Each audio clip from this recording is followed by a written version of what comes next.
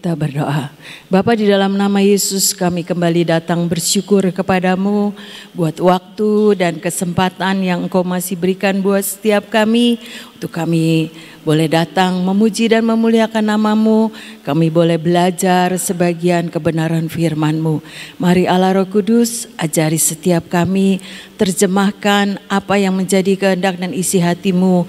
Dan Roh Kudus yang akan memampukan buat setiap kami melakukan bagian kami seperti yang Engkau mau. Terima kasih Tuhan, di dalam nama Yesus kami berdoa dan percaya. Amin, amin. Shalom semuanya, selamat pagi. Kita belajar hidup bergantung pada Roh Allah ya saudara. Kita baca di dalam Yohanes 6 ayat 63. Rohlah yang memberi hidup, daging sama sekali tidak berguna. Perkataan-perkataan yang kukatakan kepadamu adalah roh dan hidup. Sekali lagi, rohlah yang memberi hidup ya saudara. Perkataan-perkataan yang Tuhan katakan yaitu dalam firman Tuhan. Itu adalah roh dan hidup. Jadi saudara dan saya itu harus belajar dari Roh Kudus ya saudara. Roh Kuduslah yang memberi hidup sehingga setiap perkataan yang kita baca, kita renungkan itu bukan sekedar tulisan ya saudara, tapi itu menjadi hidup dalam hidup saudara dan saya. Ketika kita belajar menghidupi kebenaran firman, kita akan belajar nanti bisa menjadi saksinya Tuhan. Kita sendiri bisa menikmati setiap kebenaran firman Tuhan itu ya saudara. Rohlah yang memberi hidup, daging sama sekali tidak berguna. Perkataan-perkataan yang Tuhan katakan kepada saudara dan saya adalah roh dan hidup ya saudara. Roma 8 ayat 5 dulu. Roma 8 ayat 5 terjemahan yang lain. Setiap orang yang masih mengikuti naluri berdosanya, karena saudara dan saya ini masih hidup di dalam daging ya saudara. Tetapi ketika setiap orang yang masih mengikuti naluri berdosanya, mengikuti keinginan dagingnya, berarti ia hidup untuk memuaskan diri sendiri saja. Namun setiap orang yang hidup bergantung pada Roh Allah, ditolongnya untuk berpikir sesuai dengan kehendaknya. Jadi setiap orang yang hidup bergantung pada Roh Allah itu akan ditolong Tuhan. Untuk apa? Berpikir sesuai dengan pikiran Kristus, sesuai dengan kehendak Kristus ya saudara. Karena kita ini manusia yang begitu amat sangat rapuh ya saudara. Yang tidak bisa dengan kekuatan apapun di luar Tuhan, kita tidak bisa berbuat apa-apa. Oleh sebab itu saudara dan saya, ayo belajar hidup untuk bergantung pada Roh Allah. Sehingga Roh Allah itu yang akan mengingatkan, menuntun saudara dan saya untuk kita ini terus berjalan di dalam perkataan-perkataan firman Tuhan. Seperti yang Tuhan kehendaki ya saudara. Dengan kekuatan kita tidak bisa ya, saya ngaku tidak bisa, betul tidak bisa. Roma 8 ayat 7. Bila tujuan hidup kita hanya untuk memuaskan naluri kita yang berdosa, berarti kita memusuhi Allah. Karena naluri yang berdosa selalu bertentangan dengan hukum Allah. Ini ya saudara, kedagingan kita itu sering bertentangan dengan hukum Allah. Apa yang Tuhan mau bukan kita kerjakan, tapi justru kita melakukannya. Sehingga kita sama sekali tidak mampu melakukannya. Ya saudara, jadi naluri kita ini naluri untuk memuaskan kedagingan kita ya saudara. Tapi ketika kita belajar bergantung hidup bersama dengan Roh Allah itu yang akan memampukan saudara dan saya mengikuti apa yang menjadi kehendak Tuhan ya saudara. Sehingga kita ini bukan cenderung untuk melakukan sesuatu yang menyakitkan hati Tuhan, tapi melakukan apa yang Tuhan mau dalam hidup saudara dan saya. Oleh sebab itu, mari saudara dan saya dikuasai oleh Roh Tuhan. Sehingga Roh Tuhan itu yang menuntun saudara dan saya di dalam perkataan-perkataan firman. Roma 8 ayat 9. Tetapi kamu tidak hidup dalam daging, ya saudara, tidak mengikuti naluri untuk kita berbuat dosa, melainkan dalam roh besar, ya saudara, Roh Tuhan. Jika memang Roh Allah diam di dalam kamu. Tetapi jika orang tidak memiliki Roh Kristus, ia bukan milik Kristus. Jadi biar Roh Kudus yang ambil alih kehidupan saudara dan saya. Roh Kudus yang mengendalikan apa yang menjadi kehendak Tuhan dalam hidup saudara dan saya. Karena kita ini manusia sangat amat rapuh, ya saudara. Tidak bisa melakukan kehendak Tuhan tanpa pimpinan Roh Kudus, Roh kebenaran itu yang akan terus mengingatkan dan mengajarkan apa yang Tuhan mau, ya saudara. Sehingga lewat hidup saudara dan saya diingatkan bahwa kita ini bisa menjadi saksinya Tuhan, ya saudara. Menjadi saksinya Tuhan seperti yang Tuhan mau. Di dalam Roma 8 ayat 7. Roma 8 ayat 7 terjemahan yang lain juga. Bila tujuan, ini juga boleh. Roma 8 ayat 7. Itu Roma 8 ayat 7. Bila tujuan hidup kita hanya untuk memuaskan naluri kita yang berdosa, itu yang tadi ya. Berarti, Roma 8 ayat 9, betul. Roma 8 ayat 9. Tetapi kamu semua orang yang bersatu dengan Kristus tidak lagi dikuasai oleh nalurimu yang berdosa, ya saudara. Jika bersatu dengan Kristus, tidak lagi dikuasai oleh nalurimu yang berdosa. Sebaliknya, kamu dikuasai oleh Roh Allah. Karena Roh Kristus benar-benar ada di dalam dirimu. Orang yang tidak memiliki Roh Kristus bukanlah milik Kristus, ya saudara. Jadi ketika kita melibatkan Roh Tuhan menguasai hidup saudara dan saya, kita ini berjalan di dalam kehendaknya Tuhan. Seringkali kita ini lupa ada Roh Kudus dalam hidup saudara. Ketika kita terima Yesus, itu Roh Kudus ada dalam hidup kita. Tergantung kita mau aktifkan, mau melibatkan dia apa, kita berjalan dengan kekuatan kita sendiri. Seringkali ya saudara, Roh Kudus itu mengingatkan dan mengajarkan saya. Orang ngechat kan, dia tulis nama, saya kasih ini ongkirnya segini, ya saudara. Tapi mungkin saya juga lupa. Itu orang belum ongkir, ya saya tidak mengirim. Tapi kemarin saya diingatkan ada satu nama, orang luar pulau, ya saudara. Jadi saya itu enggak selalu ongkir juga enggak apa-apa. Kalau Tuhan gerakan saya untuk kirim, saya kirim. Dan itu pekerjaan Roh Kudus, saya percaya itu, ya saudara. Saya packing, saya diingatkan ada satu nama, satu gereja dengan dia. Jadi saya kirim buat 2 nama. Tapi saya ngasih tahu, nih saya mau kirim hari ini ya. Nanti tolong yang satu buat dia, kan satu gereja dengan kamu. Jadi tolong nanti kasihkan sama orang ini. Dia mungkin ingat dia belum ongkir, saudara. Jadi dia ngirim ongkirnya. Tapi saya kembalikan itu ongkosnya. Tidak. Tuhan udah ngingetin saya.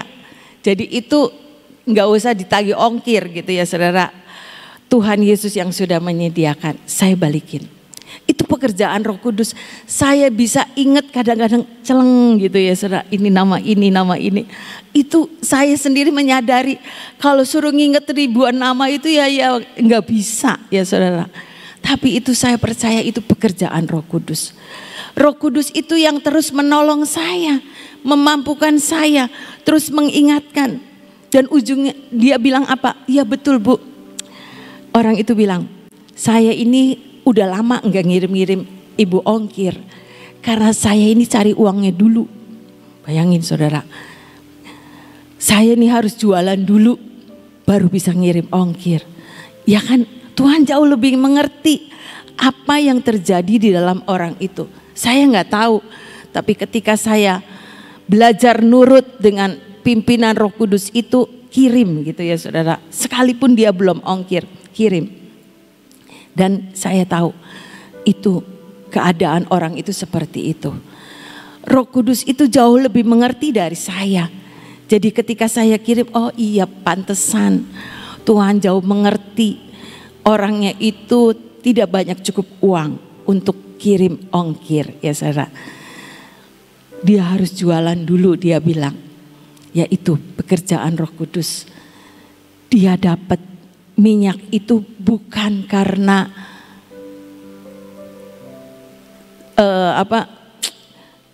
dia yang minta, tapi Tuhan yang mengasihi dia.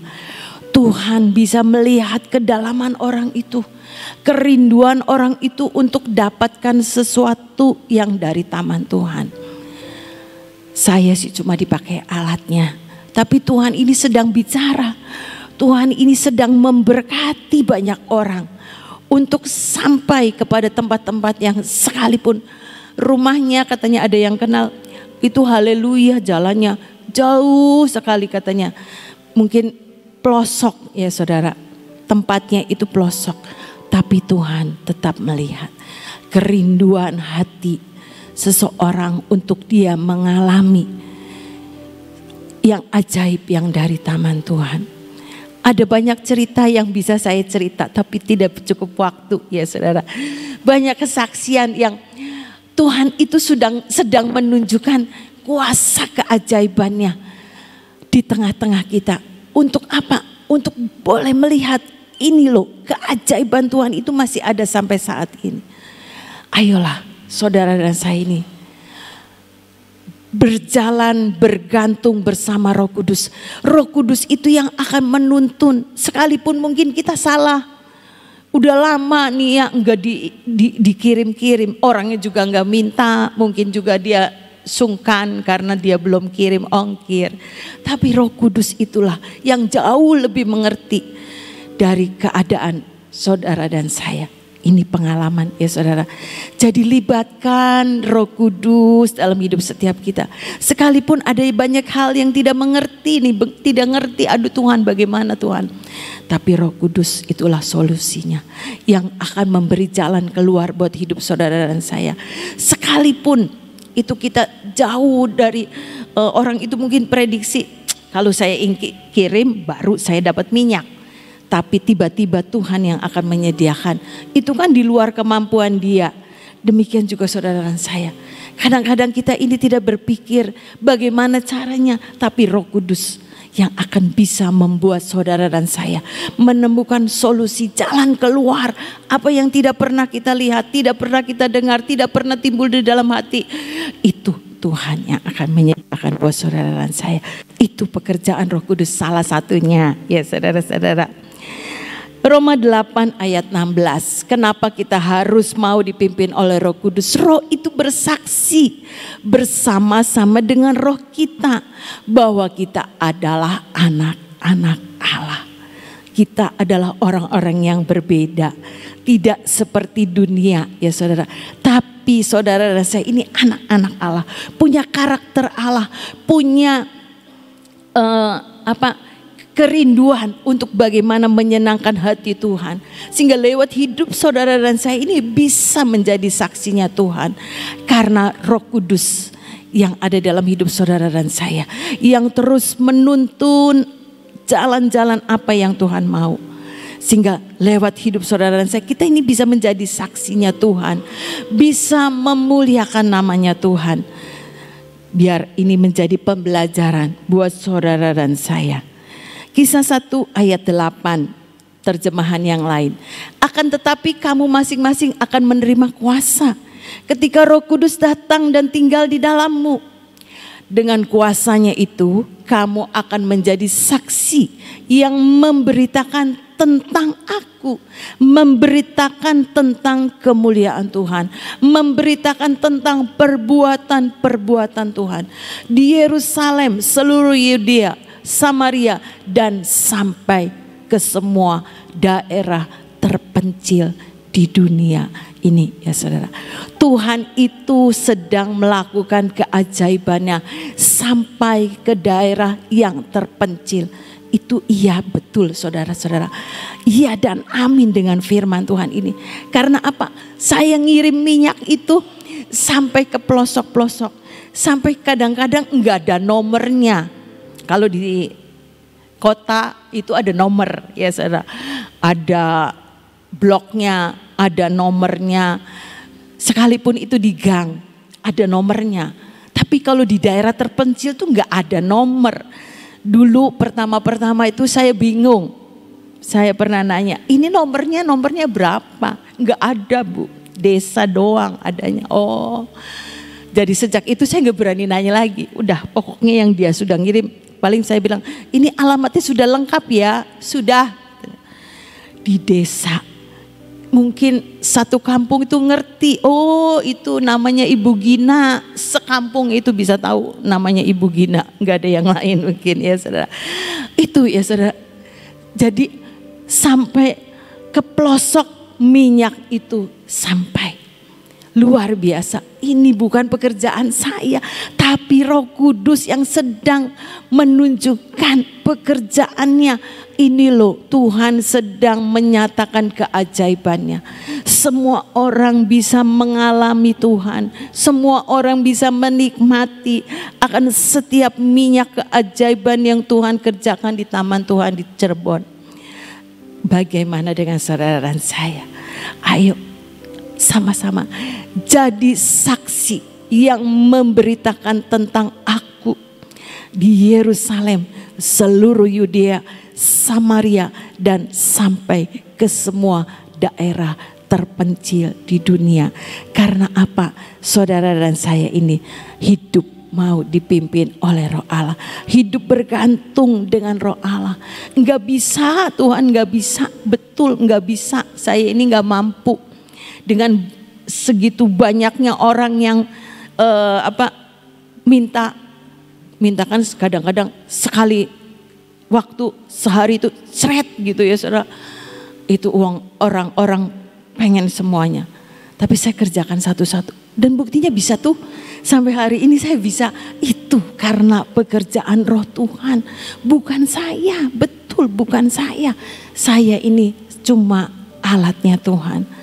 Bagian kita mau enggak jadi alatnya Tuhan. Ya saudara. Bagian kita ya pilihan ada di tangan kita semua. Biar Roh Kudus yang tinggal di dalam saudara dan saya, dengan kuasanya itu kamu akan menjadi saksi yang memberitakan tentang kemuliaan Tuhan. Ya saudara. Ada contoh di dalam firman Tuhan itu kehidupan Paulus. Paulus dulunya itu orang yang suka menganiaya jemaat Tuhan. Suka sampai banyak laki dan perempuan Alkitab dibunuh ya saudara. Tetapi ketika dia punya perjumpaan dengan Tuhan, ketika dia mengalami Tuhan dalam hidupnya, di dalam Kisah Rasul 9 ayat 17. Ini, lalu ini ketika Saulus itu didatangi sama Ananias ya saudara. Ketika dia matanya buta, ini Ananias menjumpai Saulus. Saudara bisa baca ayat-ayat sebelumnya nanti ya saudara. Lalu pergilah Ananias ke situ, ke tempatnya Saulus dan masuk ke rumah itu. Ia menumpangkan tangannya ke atas Saulus katanya, Saulus saudaraku, Tuhan Yesus yang telah menampakkan diri kepadamu di jalan yang engkau lalui, di jalan yang ke Damsik itu, telah menyuruh aku kepadamu supaya engkau dapat melihat lagi dan penuh dengan Roh Kudus. 18. Dan seketika itu juga seolah-olah selaput gugur dari matanya sehingga ia dapat melihat lagi dan ia bangun lalu dibaptis. Penuh dengan Roh Kudus. Ada pembalikan keadaan dalam hidup Saulus. Yang dulunya Saulus menjadi Paulus. Kita tahu ceritanya ya saudara. Banyak kitab yang ditulis oleh Rasul Paulus ketika dia melakukan bagiannya dengan dipimpin oleh Roh Kudus. Biar ini juga menjadi pembelajaran. Orang yang sekalipun dulu ya saudara jahatnya kepada pengikut-pengikut Tuhan. Tapi Tuhan buat Saulus menjadi Paulus. Filipi 3 ayat 6-8. Ini yang Paulus katakan. Tentang kegiatan aku penganiaya jemaat. Tentang kebenaran dalam mentaati hukum Taurat, aku tidak bercacat, luar biasa saudara. Tetapi apa yang dahulu merupakan keuntungan bagiku, sekarang kuanggap rugi karena Kristus. Malahan segala sesuatu yang kuanggap rugi karena pengenalan akan Kristus Yesus, Tuhanku, lebih mulia daripada semuanya. Oleh karena dialah aku telah melepaskan semuanya itu dan menganggapnya sampah supaya aku memperoleh Kristus. Di dalam firman ini dikatakan pengenalan akan Kristus Yesus lebih mulia dari semuanya. Ya saudara, ayo belajar dan belajar. Kita mengenal akan Kristus Tuhan kita. Lebih lagi daripada waktu-waktu sebelumnya. Hidup bergantung bersama dengan Roh Kudus. Sehingga Roh Kudus itu yang akan menuntun saudara dan saya dari hari ke hari. Terus akan merubah karakter-karakter hidup kita yang tidak baik. Seperti Saulus diubahkan menjadi Paulus. Karena apa? Dia mengizinkan Roh Kudus itu yang membuat dia berubah. Penuh dengan Roh Kudus. Tidak separuh-separuh ikut dunia dan ikut Tuhan. Tidak. Tapi kita punya tekad. Ya Tuhan, saya ini mau berubah sesuai dengan firman Tuhan. Kemarin Bom-Bom cerita ada di tulisan satu coach itu. Benar dan hampir benar. Ingat ya saudara. Kadang-kadang benar dan hampir benar itu samar. Tidak jelas. Benar menurut kita belum tentu benar menurut Tuhan. Jangan benar menurut kita. Tapi biar roh kebenaran itu yang menuntun saudara dan saya. Saya pernah satu kali diingatkan. Diurapi sebelum pergi. Diurapi itu mobil. Saya ini udahlah doa aja. Kan benar. Sama juga Tuhan tutup bungkus dengan darah Yesus. Sama juga kan. Hampir benar ya saudara. Tapi bukan benar. Pergilah saya makan. Ujung ceritanya dompetnya mantu saya itu hilang. Ketinggalan barangkali. Cari lagi di rumah makan nggak ada. Sampai pulang ke rumah dicari lagi nggak ada. Sampai malamnya itu saya ngimpi saudara. Ngimpi naik mobil, di kaca jendela itu didatengin kucing kecil. Saya ini takut sama kucing. Ya, geli gitu ya saudara. Kecil lagi, oh Tuhan. Aduh saya sampai bangun. Ya Tuhan, ini ada celah dalam hidup saya yang gak beres. Apa ya Tuhan, apa? Kamu kan disuruh diurapi tuh mobil waktu mau berangkat. Kenapa tidak diurapi? Cuma doa. Oh iya, itulah ya saudara. Kadang-kadang Roh Kudus itu udah ngingetin hal kecil dalam hati kita. Sudah ada alarm nih di sini nih, alarm. Tapi kadang-kadang udahlah yang begini aja. Menurut naluri manusia. Ya saudara. Saya juga bisa begitu. Iya ya Tuhan, aduh ampun Tuhan. Saya minta ampun sama Tuhan. Iya ya Tuhan, saya ini gak taat. Padahal Tuhan sudah ngomong. Ujung ceritanya, saya ngomong nih sama mantu saya besok paginya. Ini salah saya kata saya tuh. Saya ini seharusnya kemarin diurapi itu mobil. tapi saya ini nggak taat. Ujungnya dompetnya kamu hilang. Ayo sekarang sepakat doa. Dompetnya minta balik sama Tuhan. Saya sudah minta ampun. Ayo sepakat dalam nama Yesus dompetnya kembali. Dibalikin saudara. Siangnya ada ibu-ibu datang. Ini dompet ketemu di jalan. Ya sudah, nggak usah nanya segala macam. Pokoknya bersyukur. Dompetnya udah ketemu, surat-suratnya lengkap. Uangnya aja yang hilang sedikit. Bersyukur ya saudara. Itu pengalaman. Ketika saya disuruh, saya nggak taat. Roh Kudus alarm di sini, saya tidak mengerjakan. Ada akibatnya ya saudara. Jadi saya belajar, ya Tuhan tolong saya supaya ini punya hati yang benar-benar peka. Lebih lagi dengan suara Roh Kudus. Sehingga Roh Kudus itu tidak pernah mendatangkan kecelakaan buat saudara dan saya. Tapi damai sejahtera. Pilihannya tergantung sama saudara dan saya. Ayo terus hidup bergantung dengan Roh Allah. Sehingga Roh Allah itu yang akan menuntun saudara dan saya itu menikmati setiap perkataan-perkataan yang Tuhan janjikan. Balik lagi di dalam Yohanes tadi. Yohanes 6 ayat 63. Roh yang memberi hidup, daging sama sekali tidak berguna. Perkataan-perkataan yang kukatakan kepadamu adalah roh dan hidup. Ketika kita melibatkan Roh Kudus yang menuntun saudara dan saya ini pasti mengalami setiap janji. Perkataan-perkataan yang Tuhan katakan itu. Yeremia 15 ayat 16. Apabila aku bertemu dengan perkataan-perkataanmu, firman Tuhan, maka aku, saudara dan saya, menikmatinya. Janji Tuhan itu ya dan amin terjadi dalam hidup saudara dan saya. Firman itu menjadi kegirangan bagiku dan menjadi kesukaan hatiku. Sebab namamu telah diserukan atasku. Ya Tuhan Allah semesta alam. Lewat saudara dan saya, ketika menjadi saksinya Tuhan, kita bisa menyerukan nama Tuhan ada dalam hidup saudara dan saya.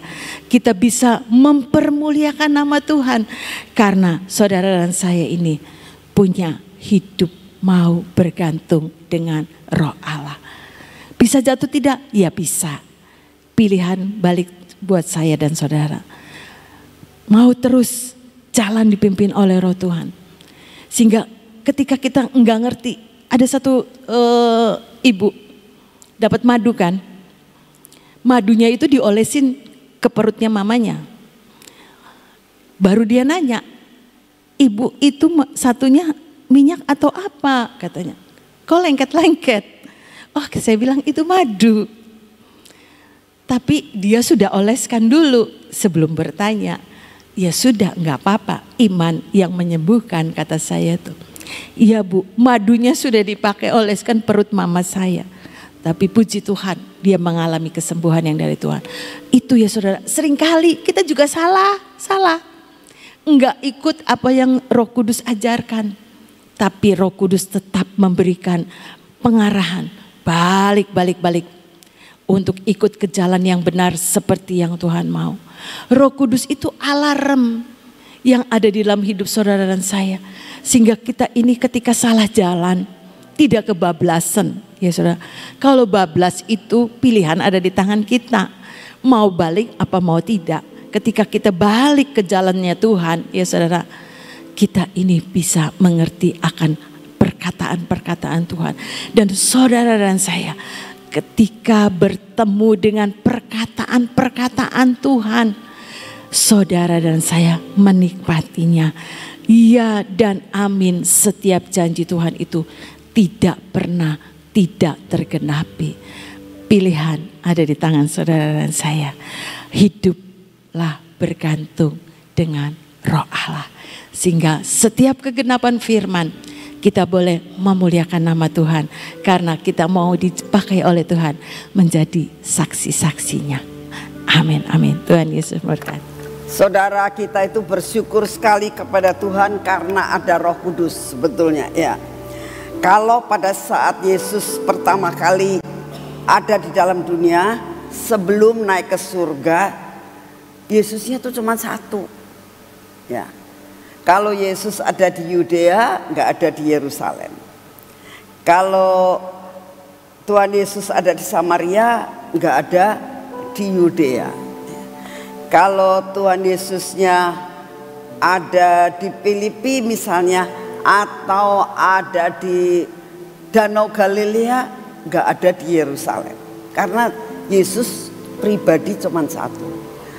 Tapi begitu Yesus itu mengatakan, aku pergi ke tempat Bapakku yang di surga, dan aku akan mengirimkan roh penolong, yaitu Roh Kudus. Nah, begitu Tuhan Yesus itu mencurahkan Roh Kudusnya, itu ada di mana-mana.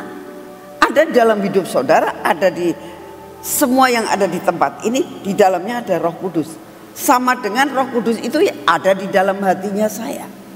Jadi itu luar biasa banget. Jadi kalau misalnya saya berdoa di tempat ini ada Roh Kudus, kamu berdoa di tempat itu ada Roh Kudus. Dan kalau kita dimanapun juga, ya kita mau sampai ke ujung bumi, ada Roh Kudus. Ya, luar biasa banget. Ya. Oleh karena itu kita bersyukur kepada Tuhan, karena ada Roh Kudus itu yang terus menolong. Roh Kudus itu menolong, Roh Kudus itu mengingatkan, yang tadi Ibu Guatlan katakan, selalu mengingatkan, oh iya salah, ya, mengingatkan. Bersyukur kepada Tuhan karena aku menyertai kamu sampai kepada kesudahan alam. Siapa yang menyertai? Roh Kudus. Siapa Roh Kudus itu? Ya Tuhan Yesus, ya Tuhan Allah. Ya. Jadi kita bersyukur sekali kita diberi Roh Kudus. Oleh karena itu belajar bahwa Roh Kudus itu harus diaktifkan. Kemarin waktu hari Selasa yang lalu Pak Dautoni ngomong, kamu sudah dipenuhi Roh Kudus dengan salah satu tanda kamu berbahasa lidah. Tetapi minta setiap hari dipenuhi Roh Kudus, supaya kita dipimpin oleh Roh Allah, yaitu Roh Kudus. Ya. Siapkan hati untuk sebentar sore kita belajar tentang potensi. Ya. Saudara semuanya itu punya potensi yang tidak kelihatan.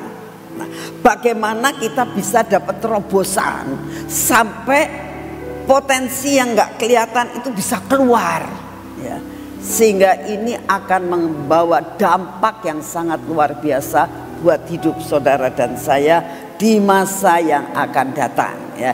Jangan lewatkan ada terobosan potensial dalam hidup saudara.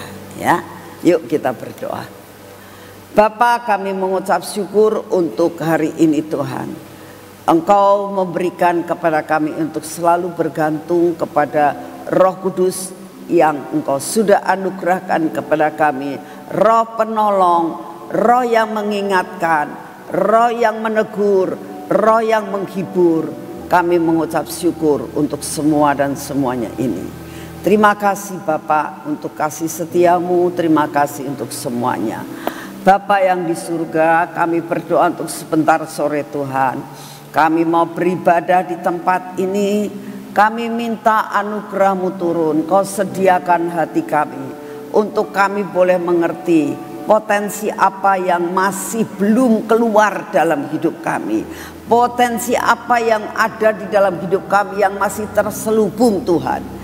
Biarlah kami menerima terobosan itu supaya potensi kami dapat maksimal di dalam dunia ini untuk bekerja, untuk melayani Engkau terutama, dan untuk melakukan segala perkara Tuhan buat kami maksimal potensi kami. Terima kasih untuk kasih setiamu Bapak. Siapkan hati kami supaya sebentar sore kami boleh melakukan bagian kami. Engkau yang akan menguduskan tempat ini, dan banyak jiwa-jiwa yang datang dan mendengar akan firman-Mu. Terima kasih Bapak, terima kasih Tuhan Yesus, terima kasih Tuhan Roh Kudus, terima kasih untuk kasih setiamu. Bapak, saat ini kami datang di hadapan-Mu, kami tetap mau menyerahkan akan semua yang terjadi dalam dunia ini ke dalam tangan-Mu. Kami mohon anugerah-Mu mengenai masalah keadaan di negara kami ini. Kami tetap mau mendukung doa buat bangsa dan negara ini ya Tuhan, yang saat-saat ini sedang mempersiapkan pemimpin-pemimpin baru, penggantian pemimpin dan sebagainya. Kami tetap berdoa Tuhan, berikan hikmat untuk benar-benar yang akan melakukan pemilihan, yang akan mengatur keadaan-keadaan semua struktur dalam negara kami. Berikan hikmat Tuhan untuk memilih orang-orang yang benar-benar takut akan Engkau. Tuhan Yesus, kami sungguh rindu, biarlah yang dipilih adalah orang-orang yang takut akan Engkau. Yang dipilih adalah orang-orang yang cinta Indonesia. Yang dipilih adalah orang-orang yang mau berkorban untuk Indonesia. Terima kasih untuk kasih setiamu. Bapak, kami juga berdoa saat ini. Kami mau menyerahkan keadaan cuaca saat ini Tuhan. Benar-benar cuaca yang tidak dapat diprediksi. Secara keadaan hari-hari ini adalah masa musim kemarau, tapi masih ada hujan. Kami menyerahkan semua ke dalam tangan-Mu dengan iklim yang tidak menentu ini. Karena seringkali iklim yang tidak menentu mengakibatkan adanya perubahan-perubahan di dalam keadaan udara dan suhu kehidupan badan kami. Tuhan, kami minta anugerah-Mu turun. Apapun yang Kau izinkan terjadi, Engkaulah yang akan memberi kekuatan dan kesehatan buat tubuh jasmani kami. Berikan kepada kami Tuhan daya tahan tubuh untuk kami tetap kuat dan sehat, dan kami dapat menjalani kehidupan ini bersama dengan Engkau. Terima kasih untuk semuanya. Bapak, Engkau tahu juga akan semua persoalan kami Tuhan. Tidak ada satupun yang kami tidak mengalami persoalan. Kami minta di dalam nama-Mu. Kami datang kepada Engkau Bapa di dalam nama Tuhan Yesus. Engkaulah Jehovah Jireh, Engkaulah Jehovah Rafa, Engkaulah Jehovah Nisi, Engkaulah Jehovah Harve. Kami percaya Tuhan, ada lawatan terjadi, ada kesembuhan terjadi, ada kekuatan dan penghiburan terjadi, dan ada terobosan jasmani dan rohani dalam hidup kami. Kami percayakan hal ini Tuhan. Semua yang kami kerjakan, semua ada di dalam kontrol daripada-Mu. Di dalam nama Tuhan Yesus. Mari kita masuk dalam pengurapan.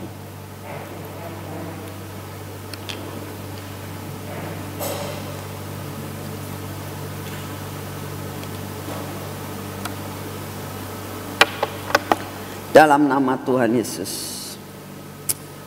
kami mengucap syukur Tuhan untuk minyak belenggu cinta. Ini menguasai akan hidup kami, pikiran kami, jiwa kami. Menguasai mata kami, menguasai telinga kami, menguasai bibir mulut kami, menguasai hati kami. Sungguh kami menyerahkan semua ke dalam tangan-Mu. Semua yang tidak baik dalam hidup kami Engkau hancurkan. Kau berkati tangan kami ya Tuhan. Biarlah tangan ini adalah tangan yang akan melakukan semua pekerjaan kami. Dan biarlah benar-benar Tuhan, apa yang kami kerjakan hari ini mendatangkan berkat yang berkelimpahan, sehingga kami sebagai anak-anak-Mu tidak pernah kekurangan. Di dalam nama Tuhan Yesus, kami mau menyerahkan kaki kami juga ke dalam tangan-Mu. Biarlah kaki kami berjalan dalam jalan yang sudah Engkau tentukan dari hari ke hari. Terima kasih untuk kasih setiamu. Segala puji, hormat dan syukur kami naikkan di hadapan-Mu. Di dalam nama Tuhan Yesus kami berjalan dan kami melakukan segala sesuatu. Seluruh pekerjaan kami akan selesai. Kami tidak akan terlambat dalam datang mencari akan Kau di tempat ini. Dalam nama Tuhan Yesus. Amin. Selamat pagi, Tuhan memberkati saudara semuanya.